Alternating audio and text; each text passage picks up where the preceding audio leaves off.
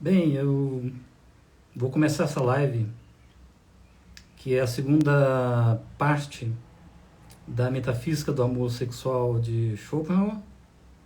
E quem vai moderá-la é o meu amigo, o Antônio, do Arte Schopenhauer Brasil. Então vamos esperar o entrar para ele moderar, vamos ver. Acho que daqui a pouco ele entra. E, na verdade, vou retomar o tema do Schopenhauer. Oh, entrou aí, Antônio. Opa, tudo bom? Como é que você está? Tranquilo? Está conseguindo E me aí? ver e ouvir direito? Tô sim, tranquilo. E Ah, eu você? estava eu tava justamente dizendo que ia começar essa live e retomar o tema da live anterior, né, que é a metafísica do amor sexual de Schopenhauer. Mas antes de a gente começar, eu até disse que é você que iria moderar, como de praxe, né? Antes de Sim. começar, dizer, obviamente, que hoje é 21 de setembro, véspera de primavera. Amanhã começa a primavera no hemisfério sul. No hemisfério norte começa o outono. E o Schopenhauer nasceu justamente, coincidentemente, no dia 21 de setembro de 1788. No dia 22, no dia 22 de fevereiro de 1788. Mas ele morreu, me desculpem, ia falar besteira aqui, ele morreu em 21 de setembro de 1860. Então, hoje nós temos, então, uma live, digamos assim, em memória desse grande desmascarador das Sim, ações humanas, que é é o Arthur Schopenhauer. uma data importante, né? Assim, eu não sei dizer se é uma data feliz ou uma data triste. Eu me sinto feliz, mas eu acho que não é bem o foco, né? Atribuir valor de alegria ou não a essa data, mas é uma data que nós que estamos bastante próximos do pensamento de Schopenhauer, nós nos sentimos de alguma forma tocados, né? Inclusive, eu gostaria de dar um aviso aqui para as pessoas que estão nos assistindo, que hoje é o último dia para participar do sorteio da Quádrupse Raiz que eu fiz, né? Eu, inclusive, programei para fazer o sorteio na data de hoje, como fosse uma homenagem. Uh, e é isso. Tá certo, Antônio, veja bem, hoje rememora-se a morte de Schopenhauer, mas não é para ficar triste, porque é importante a gente sublinhar que na metafísica de Schopenhauer existe a concepção da metempsicose, ou mais, melhor dizendo, paligenesia, ou seja, para Schopenhauer, o indivíduo, o eu de cada um, ou seja, a vontade individual, ela não morre, o que morre é a consciência. E o que significa? Que, de algum modo, nós estamos sempre renascendo. Nós já somos renascimentos, que é uma concepção que ele tem em comum com o budismo, que é o renascimento das pessoas, é o renascimento das figuras. E uma outra concepção que ele tem em comum com o budismo é que esse renascimento é, de algum modo, um renascimento destinado ao sofrimento. A única coisa que cessa esse ciclo de renascimento seria aquilo que ele chama de negação da vontade e que os budistas chamam de nirvana. E que ele associa também a esse nirvana dos budistas. Bem, essa rememoração, aliás, eu iria até dizer que o Schopenhauer era um ser primaveril, né? Que ele teria nascido na primavera, mas eu me lembrei que a gente está no hemisfério sul. Então ele nasceu, em verdade, no outono, às vésperas do outono. Portanto, ele foi um ser outonal, regido por Netuno, já que quando ele nasceu, né? Isso indicava o signo de peixes para ele, né? Mas, enfim, só curiosidade. Hum. 160 anos da morte de Schopenhauer, então fica em memória dele essa live. Antônio, vamos lá. Você é o moderador. Ah, Você é o chefe. então, que é isso? Na semana passada não, né? No último encontro, nós tínhamos como foco o contexto, né? Elucidações primárias, né, para entrar no assunto. E agora, o título que você deu para essa segunda explanação é A Verdade do Amor. Então, para começar, e já aí eu deixo a liberdade da fala, por que o título A Verdade do Amor? Porque aí, como no nosso primeiro encontro a gente falou do contexto em que surgiu o texto, e já adiantamos algumas coisas sobre o tema, a questão da verdade do amor, falando bem diretamente, tem a ver com o sentido propriamente da metafísica do amor sexual, que já adiantamos esse sentido, né? Vale dizer que a verdade do amor, por mais que haja, digamos, sublimações, e eu até disse que na metafísica do amor sexual já existe a prefiguração daquilo que o Freud vai entender por sublimação, que basicamente no Freud é o desvio da sexualidade do seu fim privilegiado, que é a cópula, e esse desvio permite a produção de objetos culturais, filosofia, ciência, arte, religião, já que o indivíduo, ao desviar-se do fim da sexualidade, que é a cópula, ele se serve dessa energia para a produção de tais objetos. Isso, na verdade, já está pré-figurado em Schopenhauer, que é justamente o conceito de sublimação. E o Schopenhauer, na verdade, ele diz que as poesias, a produção artística em geral, até mesmo certos relatos da religião, enfim, a instituição de objetos culturais, ela tem a ver justamente com o impulso sexual. Com o impulso sexual. Então, já havíamos adiantado isso, e hoje eu queria aprofundar esse tema no seguinte sentido, que a verdade do amor, já que é esse impulso sexual, tem a ver essencialmente com a vida da espécie. Ou seja, é a biologização dessa metafísica do amor sexual de Schopenhauer. Então, trocando em miúdos, a verdade do amor se enraiza na espécie, ou seja, o indivíduo, quando se apaixona, quando se namora, na verdade, ele está apenas sendo um meio para a propagação da espécie. Por mais etéreas que as poesias e os romances sejam, fundamentalmente, eles estão se servindo do impulso sexual para as suas produções. Os literatos e poetas, quando tratam do assunto, são, digamos assim, até explícitos nisso. Só não são mais explícitos porque, vai dizer o Schopenhauer, o que está mais na raiz disso é justamente o gozo sexual. Então, basicamente é isso. A verdade do amor significa o indivíduo a serviço da espécie humana para que ela permaneça, embora o indivíduo, até em função disso, possa perecer. E aí a gente pode detalhar isso hoje. Sim. Então, pode começar por onde você quiser começar, porque são várias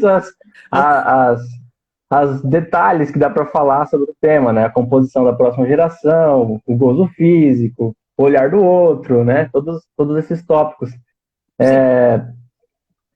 E a composição da próxima geração é, então, a verdade do amor, né? Todo o restante é uma casca para esconder isso de alguma forma. Exatamente. É o gênio da espécie que medita sobre a composição da próxima geração. Então, quando já no primeiro encontro dos olhares apaixonados, ele aqui está falando de amor heterossexual. Então, quando já naquela primeira troca de olhares dos enamorados, ali já quando se acende, digamos assim, a chama do amor, ali é o que ele chama do gênio da espécie, ou seja, a espécie, veja que ele está falando em termos metafísicos, tá? É o gênio da espécie meditando sobre a composição da próxima geração. E o que quer o gênio da espécie humana?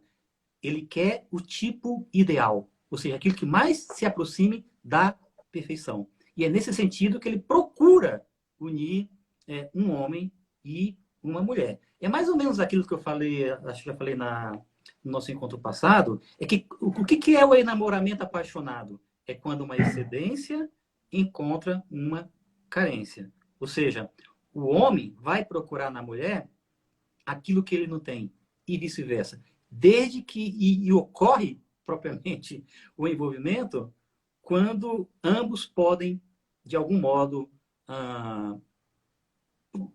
ceder, pode de algum modo propiciar o que o outro não tem. Mas aí talvez seja interessante, Antônio, é uma pincelada rápida sobre a cosmologia de Schopenhauer. Já que a gente está falando de ideia, né, que no amor é uma criança que quer vir ao mundo, é interessante a gente lembrar da cosmologia de Schopenhauer. O Schopenhauer ele tem uma cosmologia, ou seja, uma teoria da origem do mundo. Isso está no livro 2 da sua obra principal. E essa cosmologia, basicamente, se baseia na proposição de que existe uma atividade cósmica cega e inconsciente que dá origem ao mundo. E essa atividade cósmica cega e inconsciente, que na sua manifestação dá origem ao mundo, é a vontade. Eu quero fazer abrir uma aspas aqui nesse ponto, porque eu percebo que tem vários leitores novos de Schopenhauer que, ao se deparar com a cosmologia dele, tendem a compará-la com Deus. Schopenhauer colocou todos os atributos divinos em Deus, mas eu gostaria que você falasse um pouquinho a respeito disso, porque se percebe também, né, que ele critica o panteísmo, a vontade não é escatológica, não tem um fim histórico, ela não é moral. Tem várias nuances que diferem ela de Deus, digamos, né? Daria para você falar por que a gente não pode confundir a vontade, cosmologicamente, com Deus? Olha, eu até diria que a vontade tem todos os atributos de Deus, só que ela é cega e inconsciente. Se a gente for pegar o Deus bíblico, a tendência, através do judaísmo, é personalizar Deus como o criador do mundo. E, nesse sentido, haveria uma consciência da criação. Deus pensa o mundo, está na Bíblia, no Gênesis. Inclusive, segundo o Gênesis, nós somos feitos à imagem e semelhança de Deus. Portanto, Deus ele é um ser cognoscente, que conhece e planejou o mundo e criou o mundo. Ora, essa vontade de Schopenhauer, embora ela tenha, por assim dizer, os atributos de Deus, é todo-poderosa, é um dos atributos, e ela é onisciente quando ela chega ao conhecimento de si, na origem, nela mesma, ela é cega e inconsciente. Então, é por isso que ela não é Deus. Ela é uma atividade cega e inconsciente. Inclusive, um dos grandes problemas da filosofia de Schopenhauer é porque existe antes o mundo e não o nada, entre aspas, da vontade que estava no repouso da inconsciência. Por que ter adquirido consciência? Por que ter se manifestado em mundo e daí todo o sofrimento do mundo? Esse é o grande enigma da filosofia do Schopenhauer que ele não responde. Porque existe antes o mundo e não o nada do mundo. Mas já que existe o mundo, tem a cosmologia dele. Ele diz, num momento imemorial, essa atividade cega e inconsciente, que é a vontade, se manifestou em atos originários, que ele chama de ideias, no sentido platônico, ou seja, em arquétipos. E essas ideias, para ele, correspondem às espécies da natureza. Portanto, a natureza, nas suas espécies, é a visibilidade das ideias enquanto atos originários da vontade. Então, é uma cosmologia que pressupõe esses atos originários, que institui ideias que são arquétipos, e esses arquétipos são as ideias, são as espécies da natureza. Portanto, o mundo é visibilidade desses atos originários imemoriais da vontade, aos quais não temos acesso. Mas temos acesso à visibilidade atual deles. Então, isso basicamente é a cosmologia de Schopenhauer. E isso vai desde o mundo inorgânico até propriamente a consciência do ser humano. E uma coisa interessante, essas ideias, elas podem, de algum modo, que são as espécies da natureza, serem acessadas de um modo privilegiado na arte. Então, o que é a arte? A arte é a exposição dessas ideias. A arte é como se fosse um pedacinho, é como se fosse a eternidade no tempo, digamos assim. Por isso nós temos por isso que nós contemplamos obras de arte. Né? A fixação da eternidade, né? No tempo. É a eternidade no tempo, mas isso se dissolve de uma hora para outra. Uhum. Então, a contemplação estética profunda significa isso. Por que eu estou dizendo isso? Porque o amor sexual, o gozo sexual, o impulso sexual satisfeito é uma dessas ideias que quer se manifestar em espécie. Ou seja, uma criança que quer nascer, que uniu os pais, metafisicamente falando, para fisicamente representar a espécie humana. Já que a espécie humana é uma ideia. E cada indivíduo é uma acentuação dessa ideia. Então, quando há... Aí que está o grande problema do amor apaixonado e do sofrimento que o amor apaixonado traz, segundo Schopenhauer. Porque é uma ideia, é uma criança que quer nascer para representar toda a espécie humana, enquanto um tipo ideal. Só que muitas vezes isso não é possível. Muitas vezes o indivíduo não consegue o enlaçamento com o seu objeto amoroso. E aí ele é uma espécie de vaso frágil que tem de satisfazer a vontade, que tem de satisfazer essa vontade da espécie humana, mas enquanto indivíduo não consegue. Isso muitas vezes conduz ao suicídio. Por isso, o romance Werther do Goethe, que narra a história de um jovem que se apaixonou por uma mulher casada, não teve o seu amor correspondido e se suicidou. Um outro caso que impossibilita essa ideia de se manifestar está no Romeu e Julieta do Shakespeare. Que ali houve um envolvimento amoroso entre Romeu e Julieta. Porém, por questões familiares, esse envolvimento não pôde ir adiante. Ou seja, eles não puderam ter a criança. Então, por isso que Schopenhauer vai dizer, você ser correspondido no amor, ok. Mas o que importa é o gozo. Porque não adianta você ser correspondido e não ter o gozo. Por quê? Porque não há possibilidade de uma criança vir ao mundo. E sobre essa questão, eu acho que ele não responde, né? Isso que eu vou te perguntar, mas o que a gente pode pensar de casais que escolhem não ter filhos? Ah, você está trazendo o Schopenhauer para o mundo moderno, né? A questão moderna. Aí é que está. O Schopenhauer já dá exemplos que a gente pode interpretar. Esse impulso sexual vai estar ali latejando. E a espécie vai estar ali fazendo as suas exigências.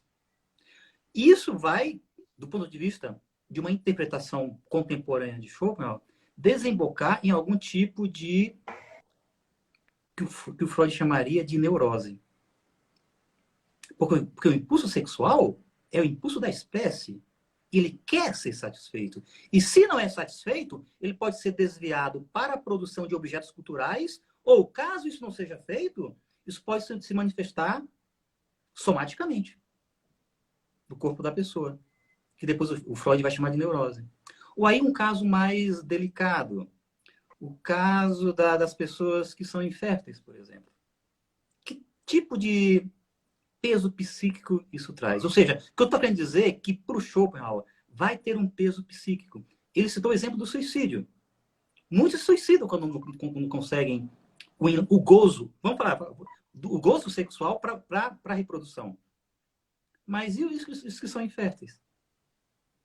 Há uma consequência disso se não houver o desvio para a produção de objetos culturais na ciência, na arte, na religião.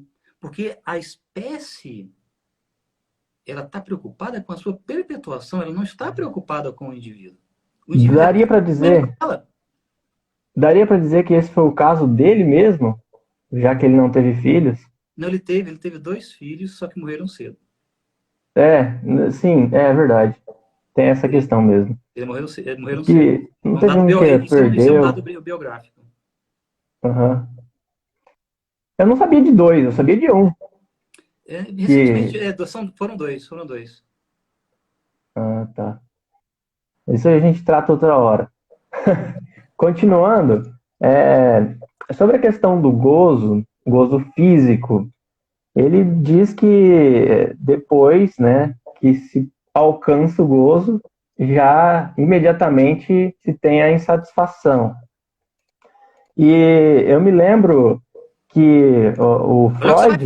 Você vai falar, hein? Cuidado com essas confusões. Olha a hora, né? Tá inapropriado. O Freud, ele faz algumas separações sobre a visão masculina e a visão feminina a respeito do gozo, né? A mulher teria um orgasmo qualitativo, o homem mais quantitativo. Acho que é o contrário, não? Não é o contrário, não? A mulher é qualitativo Ah, e tá. o Mas homem, olha, tá, e quantitativa, só um parênteses, só antes que eu perca o que eu ia dizer, a mulher é qualitativa e quantitativa, hein? sim, é porque o desejo dela permanece, né? Então, depois do gozo, a mulher ainda permanece o desejo e o interesse do homem, ele é diminuto, ele acaba. Então, aí nesse texto, né, nessas partes onde ele fala dessa questão, me parece uma visão um tanto quanto mais masculina. O que você acha disso?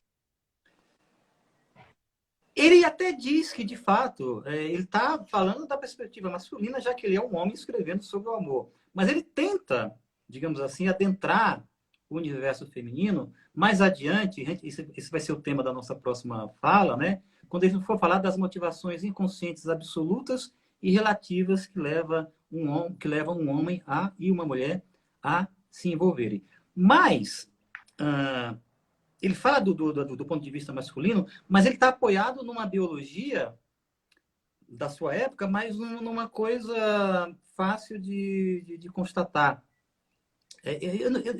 A questão do Freud dizer que o gozo feminino é mais qualitativo, a gente tem que lembrar que as mulheres têm a capacidade de orgasmos múltiplos, né?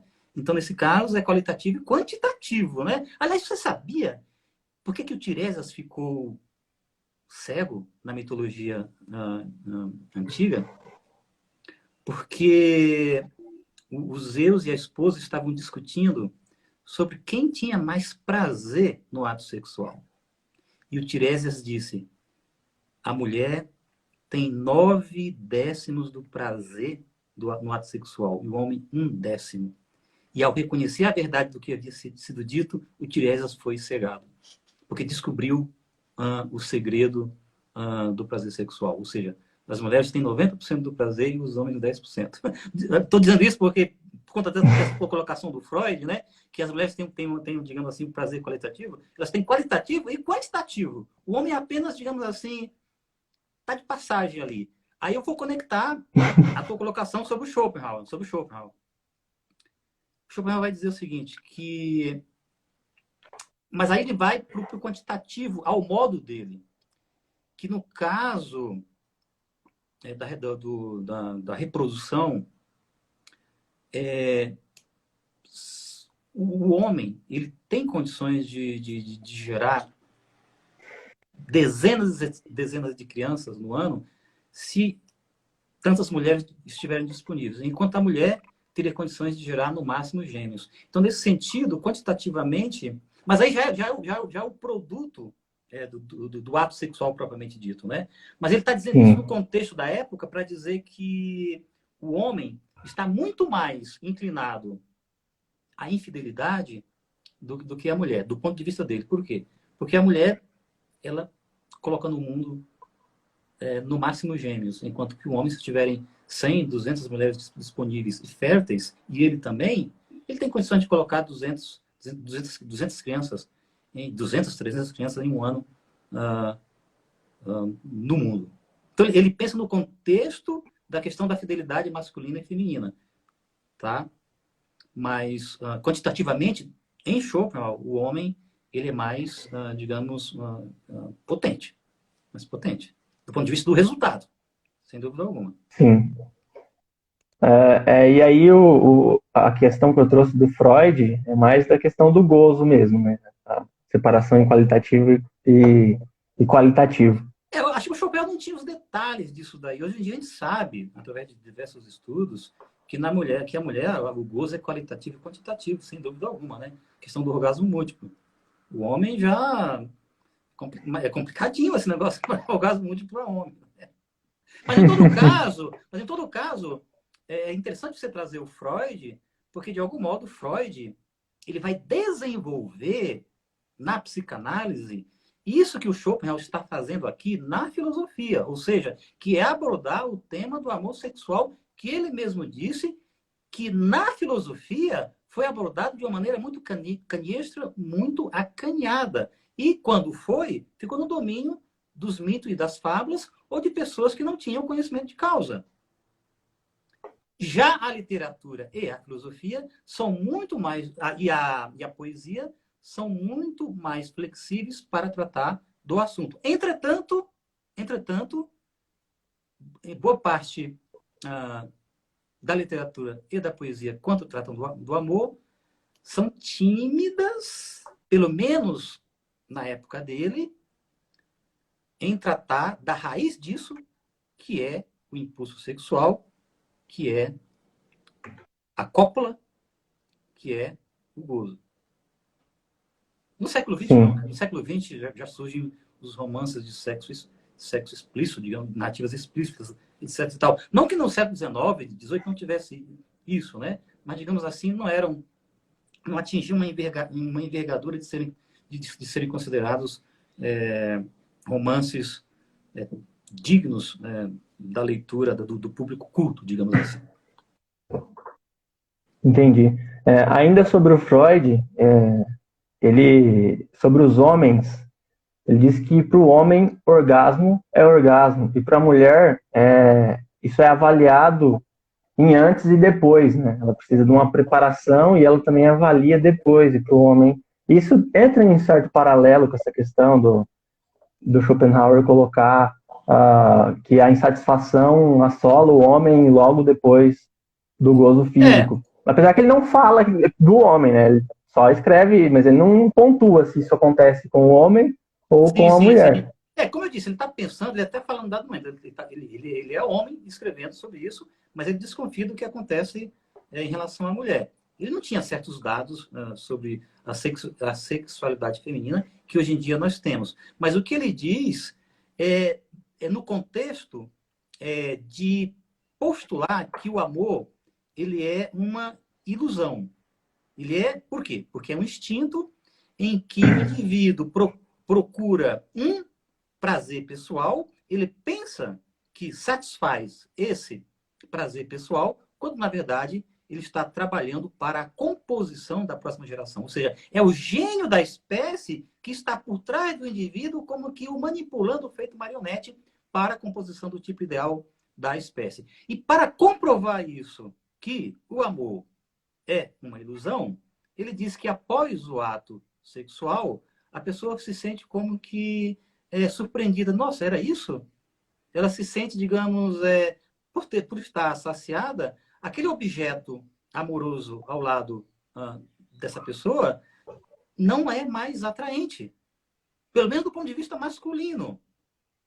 Compreende? Aí você colocou que o Freud diz que a mulher tem uma qualidade maior. De fato, hoje em dia se sabe que a mulher tem orgasmos múltiplos. Ou seja, para a mulher, provavelmente, quem está ali ao lado dela, desde que estivesse disposto, continuaria atraente. A questão é que o orgasmo masculino é um descarregamento explícito no esperma de uma tensão acumulada. E aí, o objeto que levou a isso, que é a mulher, por alguns instantes, deixa de ser interessante. E é isso que o Schopenhauer está chamando de ilusão do amor.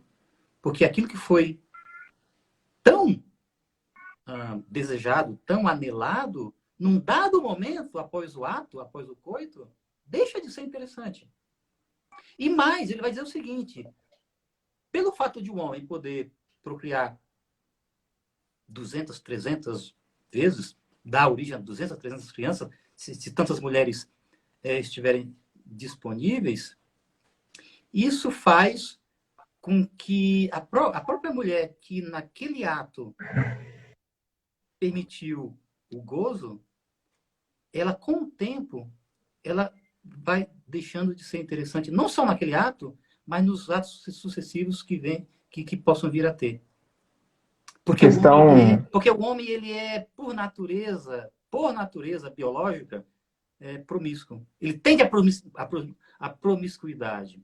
Ele tende à promiscuidade. Ou seja, após o primeiro coito, diz o Schopenhauer, a mulher começa a ser menos interessante para o homem, enquanto que o homem, na opinião dele, passa a ser mais interessante para a mulher. Ou seja, o homem se agarra menos à mulher e a mulher se agarra mais ao homem. Então, vem aí, então, uma dissonância entre os dois. Isso também, para ele, seria um elemento para a comprovação de que o amor é uma ilusão, mas uma ilusão verdadeira.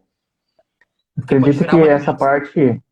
essa parte entra na questão da busca da mulher por proteção, mas eu acredito que isso seja tema para os próximos encontros, não é? E também me faz pensar na questão da aversão mútua.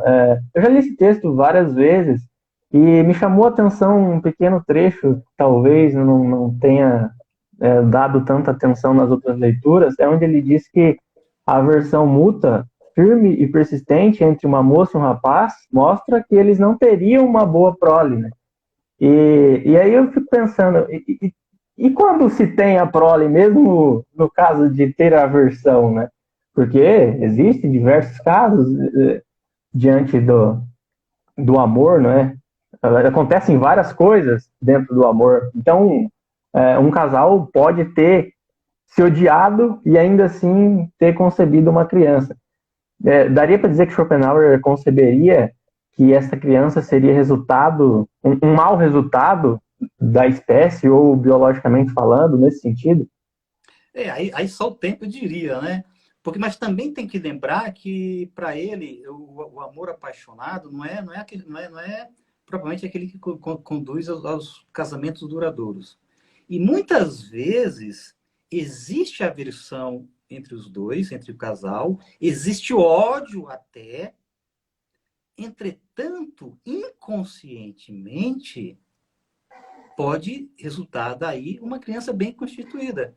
Tanto é que depois que a criança nasce, eles podem perfeitamente se separar, ou até pode ocorrer casos de, porque pode ter ódio também, né? Casos de assassinato. Casos de assassinato, em que um assassina o outro por ódio. Mas, inconscientemente, lá no fundo, já que o sentido da união deles está propriamente na espécie, essa discordância de superfície, esse ódio que pode prejudicá-los, não é um obstáculo suficiente para que eles reproduzam. Então, pode ocorrer isso, sim. Agora, pode ocorrer que, num casamento de conveniência, aí sim, num casamento de conveniência, em que não há esse amor apaixonado, aí disso daí pode resultar uma criança mal constituída. Porque não houve o amor autêntico. Então, a verdade do amor... Então, Schopenhauer diz, tem gente que às vezes duvida se o amor existe. O amor existe, sim. E a verdade do amor é a espécie, porque o indivíduo se enraiza na espécie. E todo indivíduo, em algum momento, será chamado... Aliás, a vida humana, quase toda, é um chamado diuturno da espécie para que essa espécie permaneça enquanto manifestação dessa ideia. Permaneça no mundo temporalmente. E como que isso é possível? Pela reprodução. Então, de algum modo, todos nós, sem exceção, estamos a todo momento sendo chamados pela espécie para representá-la da melhor maneira possível. Então, o que isso significa? Às vezes as pessoas reclamam, eu não amo, não namoro. Calma, em algum momento alguma coisa vai acontecer. Agora, torça para que o objeto de amor seja acessível. Porque, do contrário, a dor, né, é grande, caso o gozo não seja atingido. Por quê? Porque é a espécie que está exigindo que nós a representemos. E isso que é interessante nessa metafísica do amor sexual do Schopenhauer. De um lado, ela revela o que seria o sentido do amor. É a espécie humana. Nós somos representantes da espécie. Mas, por outro, ele diz, isso traz dores. Dores de amor. Porque é o indivíduo representando essa coisa infinita que é a espécie. Por isso que ele vai dizer que o desejo sexual é o infinito em comparação com os outros desejos. Nada o supera. Só que nós somos finitos. Então, como é que pode nós, seres finitos, indivíduos, passageiros, termo de representar o infinito. É até dialético. A vida humana do indivíduo é uma dialética entre esse seu chamado para representar a espécie, que é um chamado infinito, é o infinito do desejo sexual, e a sua finitude temporal. Então, é o finito, o indivíduo, tentando representar o infinito, que é a espécie. E por isso que surgem os sofrimentos de amor. Aliás, o Camões é que tem um soneto belíssimo, né? Que traduz isso que o Schopenhauer está dizendo. Esse sofrimento do indivíduo ter de representar a espécie através do amor. Que é, como é mesmo? Amor é fogo que arde sem se ver. Sem se É ver, ferida que dói e não se arde sem doer. É o contentamento descontente, é dor que desatina sem doer. Perfeito. É isso. Poeticamente, é isso que o Schopenhauer está dizendo. Do chamado da espécie. Agora, tem três possibilidades, né? Não ser satisfeito, não conseguir ter o cruzamento com o objeto amoroso, por razões diversas. Isso pode gerar loucuras de amor. Olha o caso estou me lembrando aqui do nosso magnífico Machado de Assis, mais uma vez, né? No romance Quincas Borba, em que a personagem Rubião se apaixona pela personagem Sofia, que é casada com o Paia. Então, Rubião não é correspondido. E aí, ele fica louco. Ele tem a ideia fixa da Sofia, não é correspondido pela Sofia. Então, é um exemplo claro de que pode haver loucuras de amor. Esse é um caso triste. O outro caso é o casal que não pode levar adiante o seu amor. Isso hoje em dia é mais difícil, né? Por conta da emancipação feminina, da emancipação dos jovens. Então, eles conseguem várias vezes levar adiante o seu amor. Mas o Shakespeare mostra o caso de um casal que não consegue levar adiante o seu amor, embora tenham se envolvido.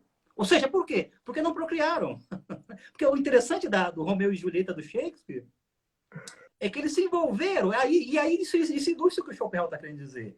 Romeu e Julieta se envolveram, mas a família deles não permitiu que esse amor fosse adiante. Ou seja, a gente pode assim raciocinar, não permitiu a reprodução. Não permitiu que uma criança nascesse. E isso é complicadíssimo do ponto de vista da metafísica do amor sexual do Schopenhauer. Amor sem criança que nasça, isso pode ter algum tipo de consequência psíquica. Por incrível que pareça. Entendi. Por incrível que pareça, né? Tem uma questão aqui interessante, eu acho que, se eu não me engano, já foi falado disso, não sei se foi no outro encontro ou algum outro momento das nossas conversas, mas eu já vi você falando um pouco disso. E o Paim pergunta o seguinte: para Schopenhauer, o amor é a perpetuação da espécie. Sendo a vontade da criança vir a ser, como o filósofo explicaria a existência de irmãos? Então, é uma coisa que eu acho que eu já abordei antes, né? A questão do primogênito, correto? Sim. Do ponto de vista da metafísica do amor sexual do Schopenhauer, quem faz a união do casal é o primeiro a nascer. Aí como é que fica o segundo, o terceiro? Aí eu até brinco, né? Que pode ser que o segundo não seja do mesmo pai. O terceiro, não sei. Eu tenho uma brincadeira, né? Porque para tentar pensar isso daí, né? Pode ser que não. Aí não deixou de ser uma união de novo, né? Eu estou dizendo isso sendo um pouco cruel, né? Mas há pesquisas que dizem que 10% da população mundial está enganada acerca do próprio pai. Olha só. Mas enfim. Aí o que o Schopenhauer vai dizer? Vai ficar triste com isso? Não, para quê? A espécie é soberana. Né? Ele até diz isso em relação aos filhos extraconjugais. A espécie ela impera. É o direito da espécie. E ele vai mais ainda. A natureza não é moralista. Quem é moralista é o ser humano. Vamos condenar a adúltera? o Schopenhauer diz, não, a natureza não vai condenar a adúltera. Quem condena a adúltera é o ser humano. É a Olha, acho que daria sociedade. para. É a sociedade quem condena a adúltera. Aliás, até Jesus Cristo, ele até cita, não condenou a adúltera. Acho que daria para dizer que o inconsciente, né? Ele não tem. Ele não é sobreposto à moralidade, né? É a parte consciente que trabalha nesse aspecto. Tá aqui meu gatinho Olha Félix, aí. acabou de passar. Ele é filosófico, ele sempre aparece nas lives, sempre que eu estou fazendo filosofia, ele aparece, olha só, o olhar dele profundo, ó. Dá até medo. É profundo mesmo, hein? Tá, diga. Não, era isso. Eu Ah, propus uma. me permita, já que o gato Félix apareceu aqui, uma das páginas mais belas do Schopenhauer para falar da verdade do amor está em relação aos animais. Ele fala do amor dos animais. O ser humano é um animal para ele. Eu já disse que a ética dele é extensível aos animais. E sabe qual é o exemplo que ele dá? Que é a espécie que está por trás do amor e não o indivíduo procurando conscientemente o seu par para o gozo pessoal, quando na verdade ele está procurando a satisfação das exigências da espécie. Ele fala dos animais. E uma das páginas mais belas dele é sobre as mulheres. Se fala tanto do preconceito do Schopenhauer em relação às mulheres, né? Tinha um preconceito de época, sim, mas as páginas mais belas dele sobre o amor diz respeito às mulheres, às mães, para comprovar a verdade do amor. Porque quando nasce a prole, qual é a maior preocupação quando nasce a prole? É o alimento dela e a defesa dela. Então, as três grandes preocupações do ser humano são o gozo sexual, tendo atingido o objetivo, ou seja, uma criança que nasce, a proteção dessa criança e o alimento dela. Essa é a verdade do amor. Não tem como contestar. E aí, uma das páginas mais belas dele, que está no tomo 2, no suplemento 43, sobre vida da espécie. Quando ele dá o exemplo das mães que se sacrificam para proteger a sua prole. E ele pega o exemplo dos animais. E um dos mais marcantes é de uma cachorra, né? Que, não sei se por experimento científico, né? Teve a sua barriga aberta, os filhotes retirados, e ela foi correndo até o local onde estavam os filhotes para protegê-los, acariciá-los, e só depois ela começou a gemer. Só depois ela percebeu o que havia sido feito com ela. Então, esse é o exemplo que ele dá do amor materno.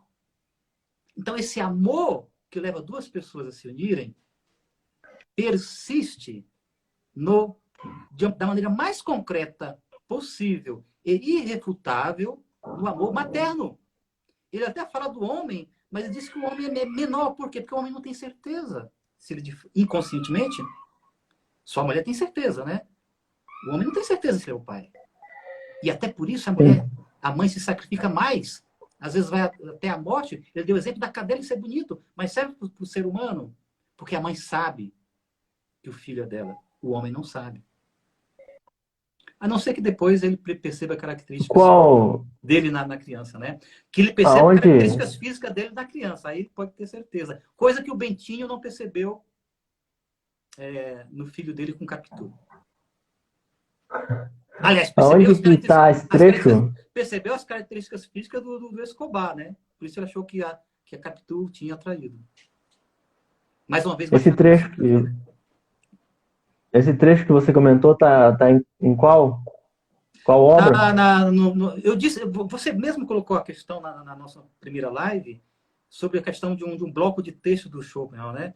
Está no suplemento 43, que antecede o 44 da Metafísica do Homossexual, e que o próprio Schopenhauer diz que tem que ser lido conjuntamente com ele e com os dois anteriores, ou seja, o 41 sobre a morte e sua relação com a indestrutibilidade do nosso ser em si, porque ao procriarmos, na verdade, nós estamos Sobrevivendo na Descendência, e o suplemento 42, intitulado Hereditariedade das Características.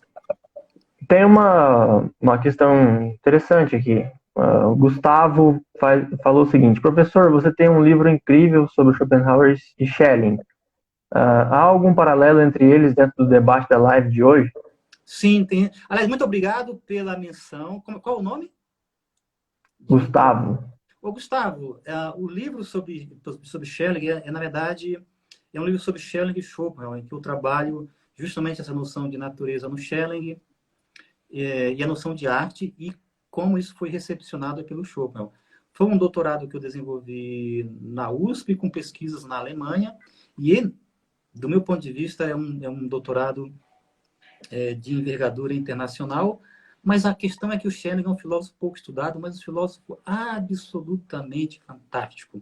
E o que eu faço é justamente aproximar a filosofia da natureza do Schelling da metafísica da natureza do Schopenhauer. E aí, você tem razão, essa cosmologia, essa atividade cósmica que é a vontade, que se manifesta em ideias, e essas ideias são as espécies da natureza, no Schopenhauer, e por isso a natureza é o espelho da vontade, isso de algum modo já está pré-figurado na filosofia da natureza do Schelling. O próprio Schopenhauer vai reconhecer em algum momento que o conceito de vontade dele vem de Schelling, embora a envergadura desse conceito não exista em Schelling, mas nele Schopenhauer. Mas ele admite, sim. Então, muito obrigado pela pergunta, e esse livro está disponível para quem tiver interesse, pela editora Unesp, se chama Infinitude Subjetiva e Estética, Natureza e Arte em Schelling e Schopenhauer. Enfim, é filosofia, né? Vai percorrendo aí, passeando pelos autores. Mas, bem lembrado, Schelling é um filósofo ao lado de Schopenhauer, que faz parte da minha constelação de autores, junto com Nietzsche, Kant e Wittgenstein. Embora Schopenhauer seja a estrela alfa dessa constelação. Certo. Dando sequência, Félix, alguém tem mais alguma pergunta? Nós estamos encaminhando para os 10 minutos finais. Se vocês tiverem perguntas, podem fazer, tá? Eu vou pedir para o professor falar um pouco a respeito já falou, né? Mas só para criar um gancho para dar continuidade, da questão do instinto. Ele cita os bebês, né? A ideia de amamentação como sendo uma fácil visualização do instinto. Mas, aparentemente, o que dá para perceber é que o nosso instinto ele é tão forte em outros aspectos, tanto no sexual, que é como se nós não o percebêssemos. E a partir disso, dessa ilusão instintiva, como é que poderíamos percebê-lo? Pode reformular? Não entendi direito a pergunta. Pode reformular? Como que a gente poderia perceber o nosso instinto sexual?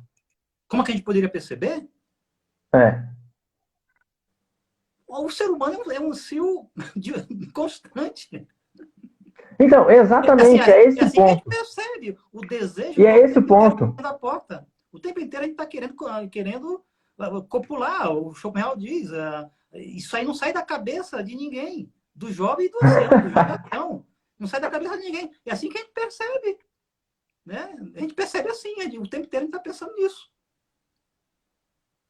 E é esse o ponto, eu acho, porque é como se isso ficasse sempre escondido de alguma forma. Ao mesmo tempo que a gente pensa, está escondido. Está meio que a gente mesmo quer esconder. Né? A gente mesmo não faz questão de demonstrar isso. Se eu não me engano, acho que tem até uma frase dele famosa, já publiquei aqui, que é uma frase do Goethe, onde diz que quando a intenção transparece, o desejo acaba, né? O desejo de se ter aquilo acaba.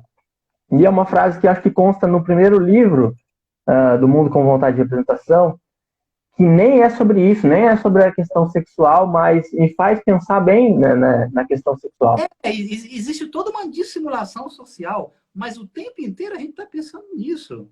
E quer isso. Porque a espécie fazendo suas exigências inadiáveis. Isso é o mais dramático no ser humano, por isso que o ser humano precisa sublimar isso daí. E é daí que vem a civilização. Por isso que o Freud, leitor de Schopenhauer, vai dizer que civilização é igual à repressão. Porque sem a repressão sexual, não haveria energia para a produção dos objetos culturais.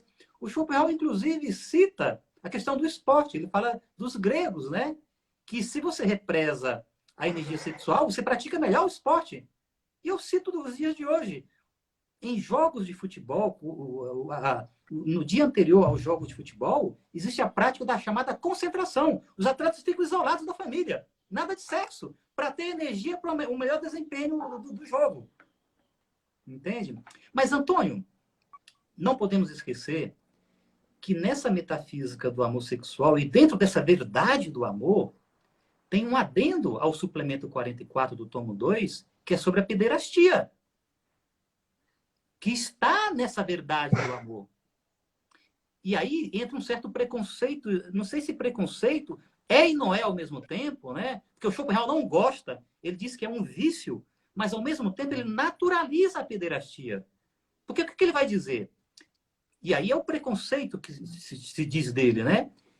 Que o pederasta, que a gente vai entender como homossexualismo, né? Embora é um conceito eminentemente grego, o ser humano é conduzido ao homossexualismo, seja o masculino, seja o feminino, porque do ponto de vista da espécie, ele poderia gerar indivíduos que não se aproximam do tipo desejado pela espécie.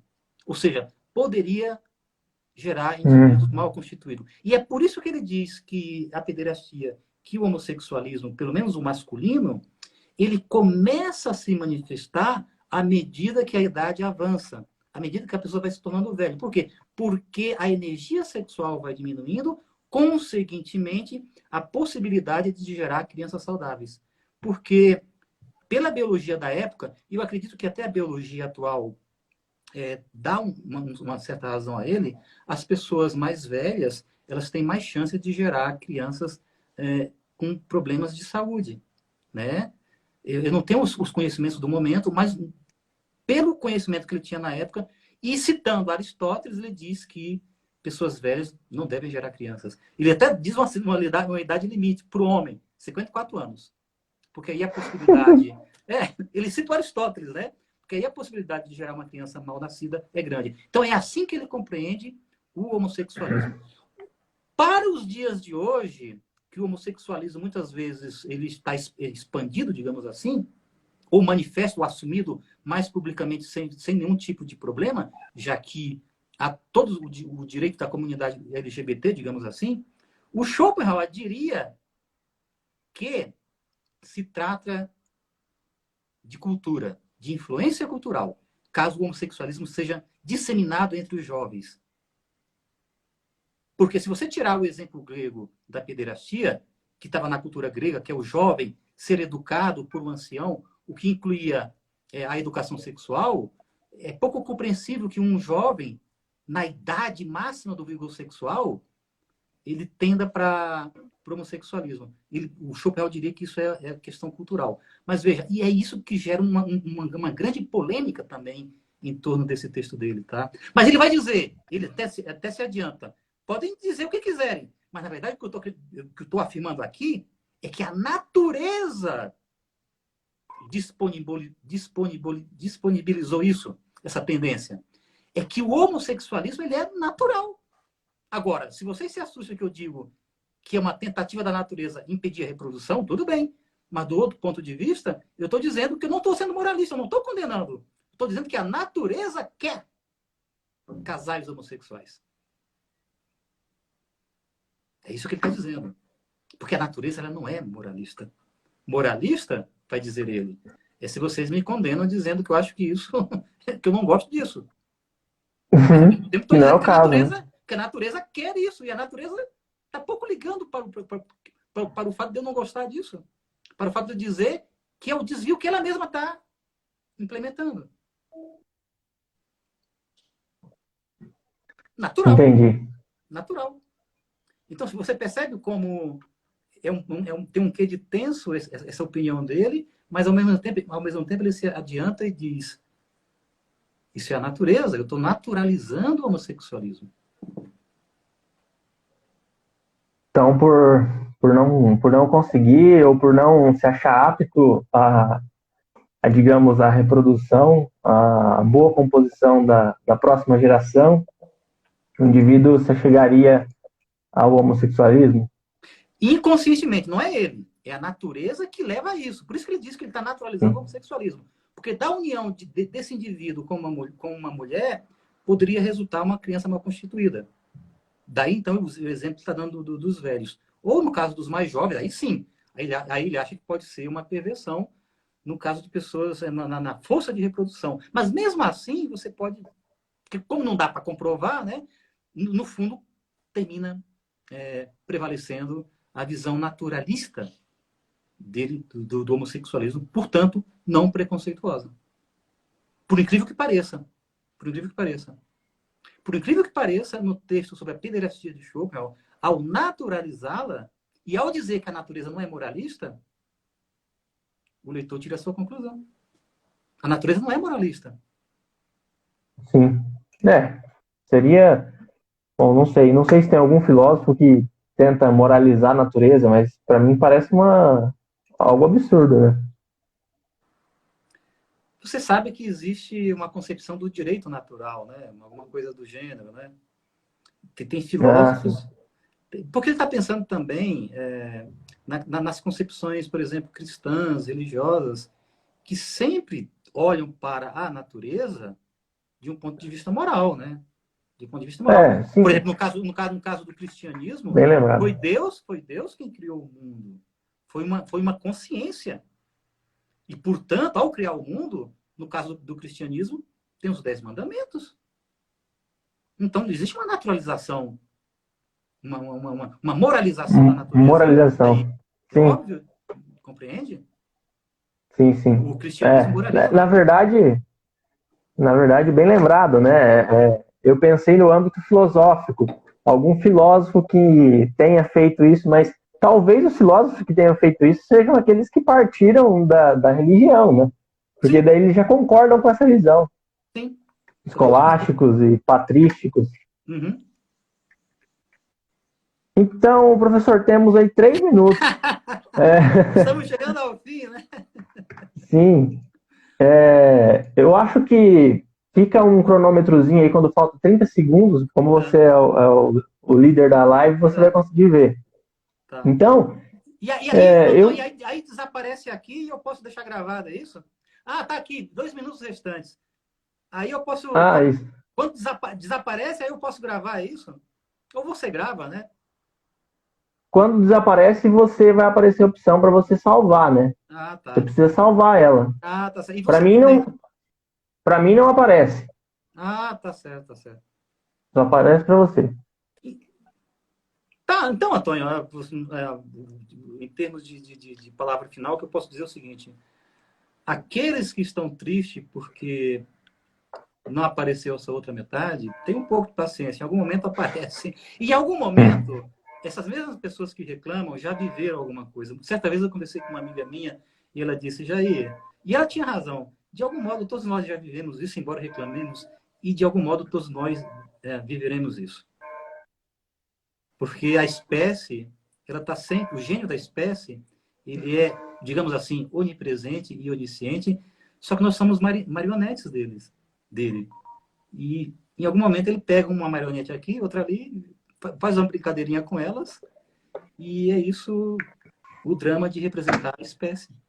Então, não fiquem tristes, o amor existe, vai surgir em algum momento, caso não tenha surgido ainda, mas preparem-se para o soneto do Camões. Leia o soneto do Camões, né? Amor é fogo de arte, sem se ver, ferida que dói e não se sente, é um contentamento descontente, é dor que desatina sem doer. Vai ser mais ou menos isso. Mas, enfim, é um contentamento descontente, né? Comentário aqui, Mas, mas, vou mas, ler. mas, mas é dor que desatina sem doer. É dor que desatina sem doer, diz o Camões, tá? Isso é importantíssimo. Serve de consolo.